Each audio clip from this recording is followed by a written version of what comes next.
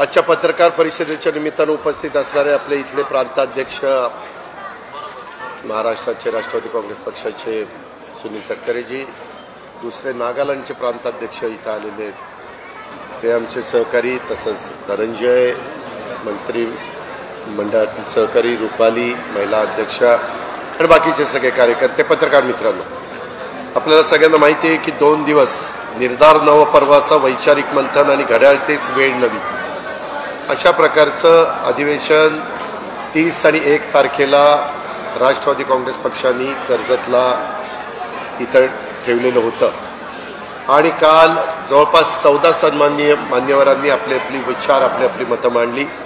काही जण राजकीय क्षेत्राशी संबंधित आमच्या पक्षाची नव्हते, परंतु एक वेगळ्या पत्रकारितेमध्ये वेगळ्या क्षेत्रामध्ये मीडियाच्या क्षेत्रामध्ये त्यांचं काम आहे आणि त्याच्यामुळे त्यांना पण आम्ही काही विषय दिलेले होते. त्यांनी पण त्यांची भूमिका या शिबिराच्या निमित्तानं आम्ही 36 जिल्ह्यातून ज्या कार्यकर्त्यांना पदाधिकाऱ्यांना बोलवलेलं होतं आणि मुंबई शहरातनं त्या सगळ्यांना त्यांनी त्या ठिकाणी मार्गदर्शन केलं.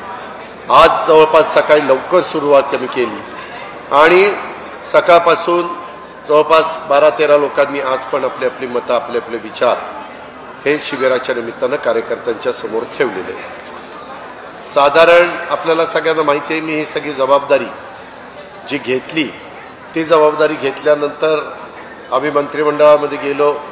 मला राष्ट्रीय अध्यक्ष त्याच्या आधी करण्यात आलं. 30 तारखेला ती मिटिंग झालेली होती आणि त्याच्यातून राष्ट्रवादी काँग्रेस पक्ष अजित मजबूत व्हावा. आता नागालँडला पण 7 आमचे आमदार निवडून आलेले आहेत, ते पण 7च्या 7 आम्हा लोकांच्या बरोबर आहेत. तिथले प्रांताध्यक्ष काल आम्ही इथं कार्यकारिणी वर्किंग कमिटी घेतलेली होती, त्याला पण आमचे केरळ आणि सगळे ईशान्य भारतातनं किंवा आमच्या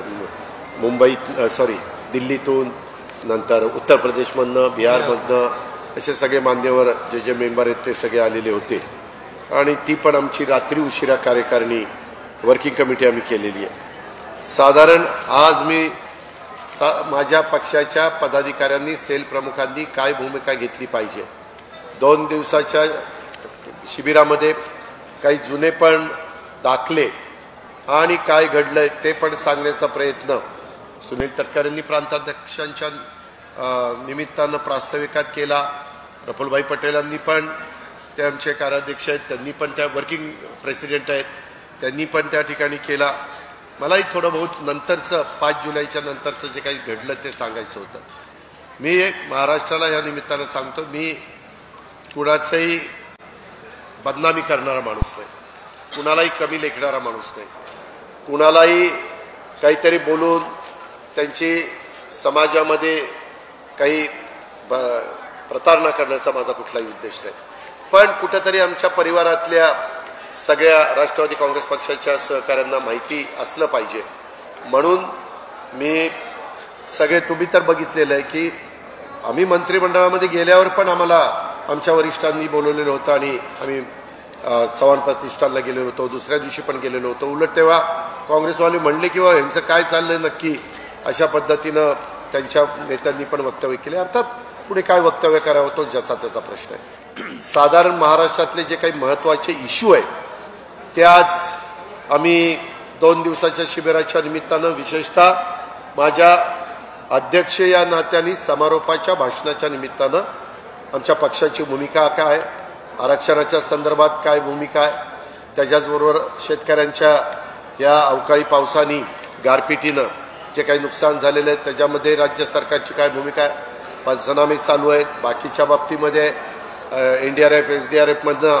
कशी जास्तीची मदत घेता येईल, केंद्र सरकारची जी कमिटी असते अमित शहांच्या अध्यक्षतेखाली त्यांच्याकडेही आम्ही प्रस्ताव पाठवलेला आहे, त्या प्रकारचं तिथलं काम चालू आहे. इतर पण जे काही वेगवेगळ्या प्रकारचे प्रश्न आहेत, आता तुम्हाला सगळ्यांना माहिती आहे वेगवेगळे आंदोलन चालू आहेत. सकल मराठा समाजाचं आहे, त्याच्यामध्ये OBC समाजाचं आहे, त्याच्यामध्ये धनगर समाजाचं आहे, त्याच्यामध्ये आदिवासी समाजाचं देखील मध्ये काही त्यांनी पण आंदोलनं केली. ह्या प्रकारची आंदोलनं चालू आहे. कुठं काही कुणाला काळे झेंडे दाखवणं, कुणाला काय करणं. वास्तविक प्रत्येकाला आपले संविधानाने बाबासाहेब आंबेडकरांनी जो अधिकार दिलेला आहे की आपलं मत मांडण्याचा, ते सगळं मत मांडता येतं. फक्त ती मतं मांडत असताना, भूमिका तिथं देत असताना वेगवेगळे मतमतांतर असू शकतं, पण कुठल्याही परिस्थितीमध्ये कुणाला तरी कमी लेखायचं, कुणाला तरी जे महाराष्ट्राची संस्कृती नाही आहे अशा प्रकारचे शब्द वापरायचे, हे काम सत्ताधारी पक्षांनी करू नये, विरोधी पक्षांनी करू नये, ज्यांचा राजकीय पक्षाशी संबंध नाही अशांनी पण कुणी करू नये, ही आमची त्याच्या पाठीमागची भावना आहे. आम्ही एकनाथराव शिंदे राज्याचे प्रमुख आहेत, त्यांच्या नेतृत्वाखाली हे महायुतीचं सरकार काम करत असताना आरक्षण देण्याच्या संदर्भात हीच भूमिका आहे. इतर मिळालेल्या आरक्षणाला कुठल्याही प्रकारचा धक्का न लागता आणि सुप्रीम कोर्टाने हायकोर्टाने वेळोवेळी दिलेले जे काही डायरेक्टिव्ज आहेत त्यालाही कुठंही अडचण न येऊन देता ते ह्या सगळ्यामध्ये कसं बसेल. मागं एकदा दोनदा, एकदा हायकोर्टात एकदा सुप्रीम कोर्टात नाकारलं गेलेलं आहे, तसं होऊ नये म्हणून जी काळजी घ्यायला पाहिजे. मागास आयोग असेल, त्यांचं काय, त्यांनी जो काय अभ्यास केला आहे तो काय आहे, त्याच्या संदर्भातले इतर काही मंडळी मान्यवर असतील, शिंदे समिती असेल, ह्या सगळ्याच्याच बाबीचा आणि जुनं रेकॉर्ड निजामशाहीच्या काळातलं रेकॉर्ड असेल किंवा ब्रिटिशांच्या काळातलं रेकॉर्ड असेल, ते पण सगळं तपासून कुणी जर वंचित राहिलेलं असेल तर त्यांना त्यापासून वंचित ठेवायचं नाही, अशा प्रकारची भूमिका ही आमची आहे.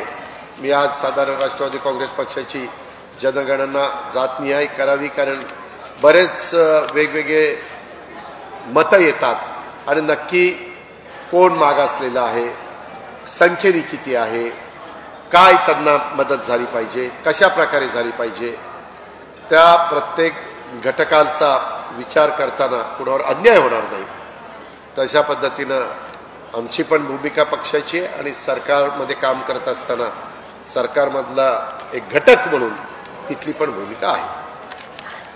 तुम्हाला काय विचारायचं असेल तर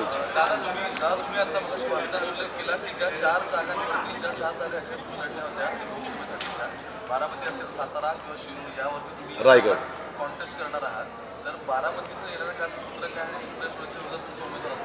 मी आता राष्ट्रवादी काँग्रेस पक्षाचे 4 ठिकाणी उमेदवार दिल्यावर बाकीचे कोण काय करणार आहेत त्याचं मी काय सांगू.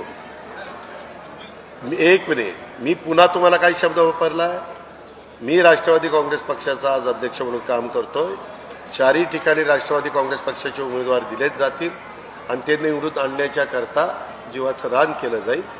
आणि इतर पण जे काही जागा आहेत की ज्या विशेषतः भाजपकडून पण नाहीत आणि शिंदेसाहेबांच्याकडे पण नाहीत, उद्धव बाळासाहेब ठाकरे यांच्याकडे आहेत, तिथल्या पण जागा काही आम्हाला पाहिजे, त्या आम्ही वरिष्ठ पातळीवर ॲज अ NDA किंवा महायुती म्हणून सगळ्यांशी चर्चा करून पुढे जाऊ.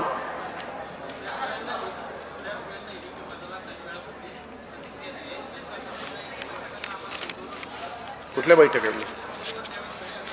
अरे बाबा, 12 लोक, 12. आता मी काय इथं खरं खोटं करू असू? तुम्हाला माहिती आहे ना माझा स्वभाव कसा आहे. मी कधीच खोटं बोललेलं नाही आहे. आत्ता पण एक चुकलं की एका मिनिटात म्हणलं चूक झाली, शब्द मागे दुरुस्ती, त्या संदर्भात झाले. आता मी नावं सांगितली कोण कोण होतं, कशाला मी खोटं बोलेल, काय मला करायचं आहे.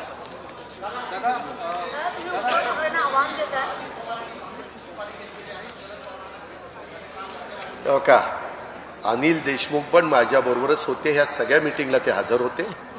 त्यांनी सांगितलेलं होतं की मला मंत्रिमंडळामध्ये स्थान मिळालं पाहिजे. भाजपने सांगितलं की तुमच्या मंत्रिमंडळाची यादी ज्यावेळेस गेली तर ते म्हणले की आम्हाला मधी आम्ही यांच्याबद्दल सभागृहात आणि बरीच ॲलिगेशन केलेली आहे आणि लगेच मंत्रिमंडळात आम्ही त्यांना घेतोय तर आमच्या विश्वासार्हतेवर प्रश्न निर्माण होईल, त्याच्यामुळे त्यांना घेता येणार नाही. आता त्यांनी तसं सांगितल्यावर त्यांचं नाव कमी झालं. त्यांचं नाव कमी झालं की ते म्हणले मला मंत्री नाही तर मी तुमच्यावर नाही. हे स्पष्ट आहे, काळ्या दगडावरची पांढरी रेघ आहे.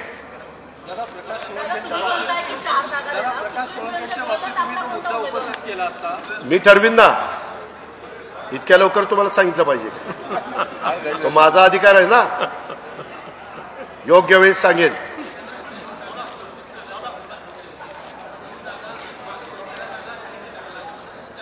ठीक आहे, ती चर्चा आम्ही पेपरला वाचली. आपण काही काळजी करू नका. आम्ही तिघजण अतिशय व्यवस्थित, कुठलेही मतभेद न होता, तुम्हाला कुठलीही बातमी ब्रेकिंग न्यूज न देता अतिशय सामोपचाराने जागांचं वाटप करू.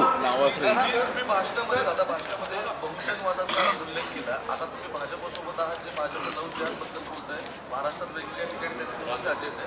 राम मंदिराबद्दल बोलताय. माझं असं म्हणणं आहे की मंत्रिपद वाटप असेल किंवा तुमची कार्यपद्धती असेल याला एक कॉमन मिनिमम प्रोग्राम असू शकतो, पण विचारधारेचा कॉमन मिनिमम प्रोग्राम कसा काय तुम्ही सांगड काढणार? एक मिनिट, तुम्ही ती काळजी करू नका बाबांनो, तुम्ही अजिबात काळजी करू नका. मी मगाशी उदाहरण दिली. नितीश कुमार पण 2-2, 3-3 वेळेला त्यांच्यावर गेले की नाही, ममता बॅनर्जी गेले की नाही, मुफ्ती मोहम्मद गेले की, मुफ्ती महबूबा मुफ्ती गेल्या की नाही, फारुख अब्दुल्ला गेली की नाही, किती नावं घेऊ. त्याच्यामध्ये सगळे त्यांच्यावर गेलेले आहेत, परंतु तरी देखील आज सेक्युलर म्हणून ते त्या ठिकाणी भेटतात. आणि मागच्या वेळेस आम्हाला सगळ्यांना शिवसेनेबरोबर नेलं. शिवसेना कोण होती? तुम्ही पत्रकार मित्रांनो, तुम्हाला माहिती का हो, 2014ला आम्ही सगळेजण तिथं बसलो असताना बाहेर जाऊन वरिष्ठांना विचारून प्रफुल्ल पटेलनी बाहेरनं पाठिंबा जाहीर केलेला होता. तो कुणाला दिला होता? तो भाजप, भारतीय जनता पक्ष त्यांना दिलेला होता. त्यामुळे ते सरकार आलं. विश्वासदर्शक ठरावाला पण आम्ही भाग घेतला नाही. तटस्थ राहिलो म्हणजे एक प्रकारचं मदतच होती ना. अरे पट्ट्या,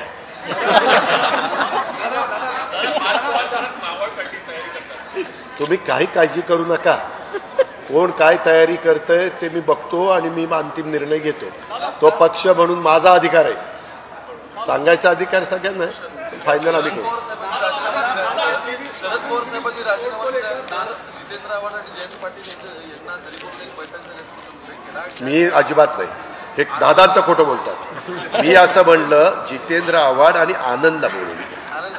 आनंदला, आनंद परांजपे आणि जयंत पाटील, कुठं नावात साम्यच नाही हो. म्हणजे नाही, एक आनंद परांजपे आणि जितेंद्रजींना बोलून तिथं जे सांगितलेलं होतं, मी नंतर जे आनंद मायाकडे आला, म्हणलं अरे आनंद तुम्ही तिथं का रे बसला? पहिलं तर असं ठरलेलं होतं, सगळं काही झालेलं होतं, मला सांगितलेलं होतं, आणि पुन्हा जाऊन तिथं घोषणा देतात. मग आम्ही काही घोषणा द्यायला कमी पडलो असतो का? कशा करता हे कारण नसताना, म्हणजे मी शब्द वापरला होता तेव्हा, कशा करता ही नौटिक्की चालली असं. पण त्यांनी मला सांगितलं की आम्हाला दोघांना बोलवलेलं होतं ना, असं सांगितलेलं होतं. मला ते आवडत नाही. काय करा ना, जे काय असेल ते उथळ मात्याने करू ना. आम्हालाच सांगायचं होतं की बाबा मला राजीनामा, मी राजीनामा मागितला नाही, त्यांनी राजीनामा दिला. त्यावेळी तुम्ही देखील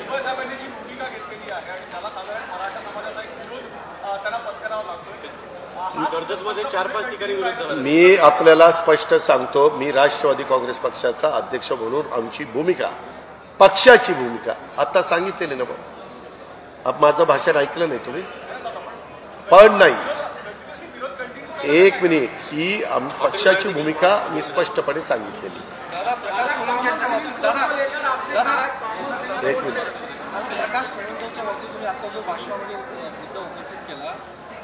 त्यांना संधी होती, मंत्रिमंडळात का घेतलं नाही असं जयंत पाटलांनी नाही, आत्ता मला वेगवेगळ्या घटकाला, मला त्याच्यात एनटी घ्यायचे होते, मला त्याच्यामध्ये ओबीसी घ्यायचे होते, मला त्याच्यामध्ये महिला घ्यायची होती, मला मागासवर्गीय घ्यायचा होता, मला मुस्लिम घ्यायचा होता, मला आदिवासी घ्यायचा होता. हे सगळं 9 मध्ये त्यांना म्हणा तुम्ही आणि तुम्ही बसून दाखव, काय म्हणणं नाही आपलं.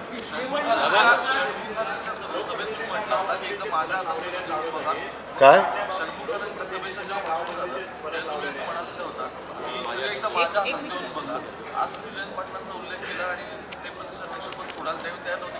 नाही, तो हे चर्चा झाली, पण झालं ना. आता मला राष्ट्रीय अध्यक्ष केलं ना, मी म्हटल्यामुळे केलंच ना पक्षाने. 12 वर्ष काय झालं? अरे एकाने बोला. 12 वर्ष काय झालं आपण सांगितलं? कुठल्या 12 वर्ष? 12 वर्ष काय घेतलं? 12 वर्षात नाही, मी म्हणलं मागचं सगळं सांगितलेलं ते 5 जुलैच्या सभेमध्ये झालेलं आहे. 5 जुलैच्या नंतरचं सांगितलं. असं कसं करता? एकाने हा प्रकाश आंबेडकर म्हणतात 6 डिसेंबर नंतर देशामध्ये आणि महाराष्ट्रामध्ये जातीय दंगली होणार आहेत, काय याच्यावरती? देशाचं मी सांगू शकत नाही, कारण देशाची जबाबदारी अमित भाईंच्यावर आहे कायदा सुव्यवस्थेची, ते त्या ठिकाणी सांभाळायला खंबीर आहे. महाराष्ट्रामध्ये देवेंद्रजी, मी आणि एकनाथराव आम्ही तिथं मुख्यमंत्री आणि 2 उपमुख्यमंत्री म्हणून काम करतो. अशा पद्धतीनं महाराष्ट्रामध्ये कुठलंही काही घडणार नाही याबद्दलची काळजी खबरदारी आम्ही घेऊ. दादा 31 डिसेंबर नंतर राज्याचं मुख्यमंत्री पद हे रिकामं होतंय आणि अजित पवार हे असं कोण म्हणलं? असं संजय राऊतांनी बाकीत केलं. दादांत खोटं आहे. एक मिनिट त्यांना विचारू द्या.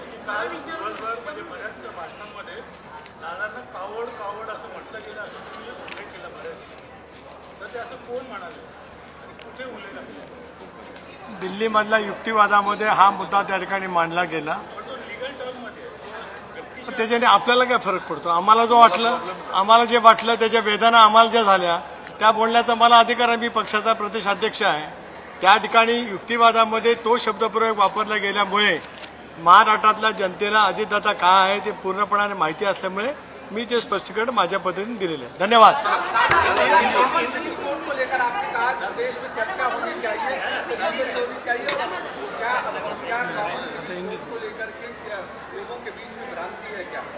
नहीं, मुझे नहीं मालूम. मैंने एक इशू रखा है, अभी लोग सोचेंगे, उनका कुछ ना कुछ, उनका भी मन में कुछ ना कुछ होगा ना.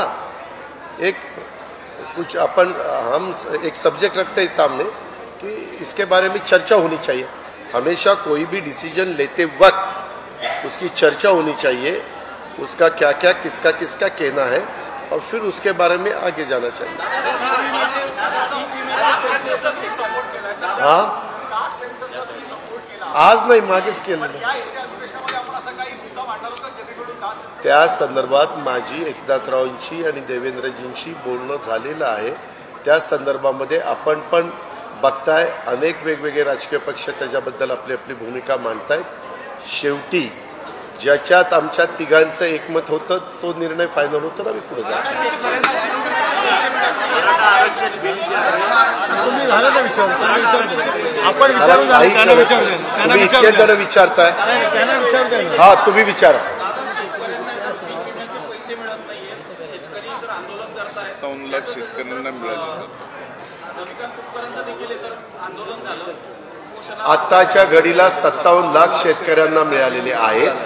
इतरांना जे मिळणं बाकी आहे ते त्याच्यात कमिटी आहे. जर त्या विमा कंपनीचं काही म्हणणं असेल तर ते पहिल्यांदा जिल्हा कृषी अधिकारी, त्याच्यानंतर वर मला वाटतं जिल्हाधिकारी, त्याच्यानंतर मग विभागीय आयुक्त, त्याच्यानंतर सचिव, असं ते वर ते येतं. आणि तिथं आपण साधारण शेतकऱ्यांच्या बाजूनीच कसं त्याला न्याय देता येईल ही भूमिका घेतो. हिवाळी अधिवेशनामध्ये मराठा आरक्षण बिल आणणार आहे. काय मला नीट ऐकू आलं नाही. त्या संदर्भामध्ये मागास आयोगाचा अभ्यास चाललेला आहे. शिंदे समितीचा अहवाल मी मगाशी पण अतिशय स्पष्ट सांगितलं, 2 वेळेला अशाच पद्धतीने देऊन नंतर काढून घेतलं गेलं. अर्थात तो निर्णय देण्याचा अधिकार न्यायव्यवस्थेला 100% आहे. त्याच्यामुळं न्यायाच्या प्रक्रियेमध्ये बसणारं आरक्षण देण्याच्या दृष्टिकोनातनं आमचा सगळ्यांचं काम चालू आहे.